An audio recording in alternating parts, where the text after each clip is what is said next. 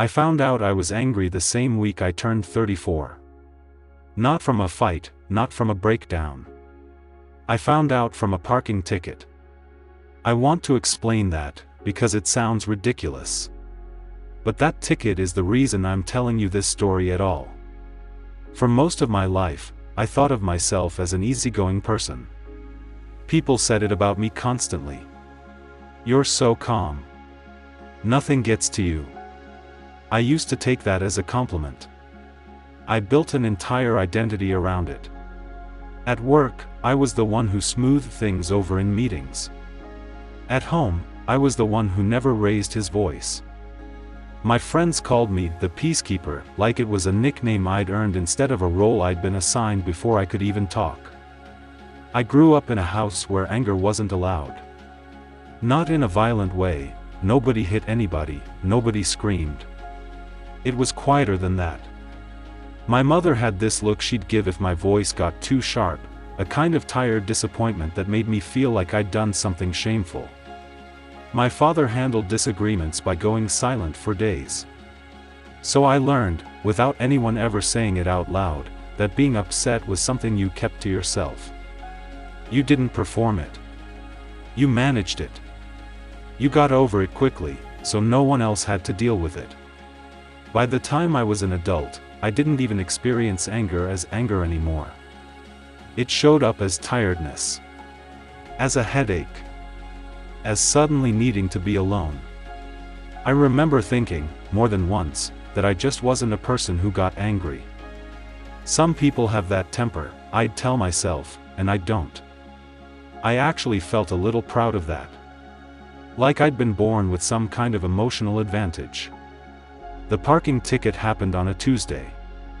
I'd left my car in a loading zone for maybe 4 minutes to run into a pharmacy, and when I came out, there was a $200 ticket under my wiper. And something happened in my chest that I didn't recognize. My hands were shaking. My jaw was tight. I sat in the driver's seat for a full minute just staring at the ticket, and this thought came up from somewhere I couldn't name: this isn't fair. Nothing about this is fair. Which, okay, it's a parking ticket. It's not a referendum on justice in the universe. But the feeling didn't match the size of the event, and that gap is what stuck with me. I drove home in this strange, low-grade fury that didn't fade the way it should have. It followed me into the apartment. It was still there when I was making dinner. My girlfriend at the time, Dana, asked me what was wrong, and I said, nothing, which was automatic, the way it always was. She said, you seem off. I said I was just tired. That was the pattern. Every single time. Something happened, and I'd feel this charge in my body, and within seconds I'd already relabeled it. Tired. Stressed. Hungry. Anything but what it actually was. That night, lying awake, I started thinking back, not on purpose, it just started happening, to other moments that had felt disproportionate. My roommate in college who used to borrow my stuff without asking, and how I'd smile about it every time while feeling something underneath the smile I never named. A boss who took credit for a project I basically built alone, and how I told myself it didn't matter, promotions weren't everything. A friend who canceled on me 4 times in a row, and how I kept saying, no worries, while noticing, distantly, that my stomach hurt every time I said it. None of these were huge things individually. That was almost the point. I'd trained myself to treat every one of them as too small to react to. And I was good at it. I was so good at it that I'd never once, in 34 years, said the sentence, I'm angry about this, out loud to another human being. I brought this up with Dana a few days later, kind of sideways, testing it out. I said something like, do you think I ever actually get mad? She looked at me for a second, longer than I expected, and said, I think you get mad all the time. You just don't let yourself know it. I laughed it off. But I remember exactly where I was standing when she said that, which tells you something about how much it landed. I started paying attention after that, almost like a research project on myself. And what I noticed was uncomfortable. I noticed that I said yes to things I didn't want to do, constantly, and that saying yes gave me this immediate relief, like I'd narrowly avoided a disaster.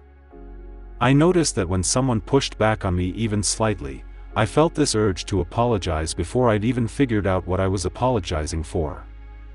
I noticed that I hadn't had a real disagreement with anyone in years, not because things were perfect, but because I always folded first, quickly, before the disagreement could fully become one. I used to think this made me easy to be around. Low maintenance. What I was starting to understand was that it had made me somewhat absent. I was so busy managing the emotion before anyone could see it that I'd stopped being an active participant in my own relationships. I was managing everyone else's comfort instead of having an honest reaction to my own life. There's a particular afternoon I keep coming back to. Dana and I were arguing, which almost never happened, about something small, a canceled trip, money, I don't remember the specifics anymore. And in the middle of it, I felt that old pull, the automatic instinct to back down, smooth it over, make it go away. And for some reason, that day, I didn't do it. I just sat with the discomfort instead. I said, I'm actually pretty frustrated right now, and I don't want to pretend I'm not. It sounds like nothing. It felt like jumping off something. Dana went quiet for a second, and then she said, "Thank you for telling me that instead of shutting down." And I remember feeling this strange mix of exposed and relieved, like I'd been holding my breath for years without realizing it. That was the turning point, if I had to name one. Not the ticket, not the conversation with Dana about it, this moment, where I let the anger exist in the room instead of erasing it. Because what I understood, sitting there, was that I hadn't actually been a calm person my whole life. I'd been a person who was terrified of what would happen if anyone saw me upset. The calm wasn't peace. It was a management strategy I'd built so early I'd forgotten it was a strategy at all. In the weeks after that, things got a little harder before they got easier. I started noticing my own irritation in real time instead of 3 days later, and I didn't always know what to do with it. I said things I probably could have phrased better. I disagreed with a coworker in a meeting and felt sick about it for the rest of the day, even though nothing bad actually happened. My body had to relearn that expressing frustration wasn't going to get me the disappointed look, the silent treatment, the sense that I'd become a burden. What surprised me most was what happened to my relationships once I stopped hiding it. People didn't pull away from me the way I'd always assumed they would. If anything, Dana said she trusted me more, because she finally knew when something was actually bothering me instead of guessing. A friend told me she'd always felt like she couldn't fully be herself around me either, because I was so agreeable it made her feel like she had to be careful. That one hit harder than I expected. I'd spent my whole life trying to make things easier for people, and in some cases I just made myself harder to actually know. Here's what I understand now that I didn't understand at 34, sitting in that car with a parking ticket, wondering why I felt like the ground had shifted under something so small. The emotions we're taught to suppress as kids don't disappear. They just stop announcing themselves honestly. Mine had been running underneath almost every decision I made, who I dated, how I handled conflict, what I tolerated, what I said yes to, and I never saw it, because it never showed up wearing its own name. It came dressed as exhaustion, as politeness, as being easy to get along with.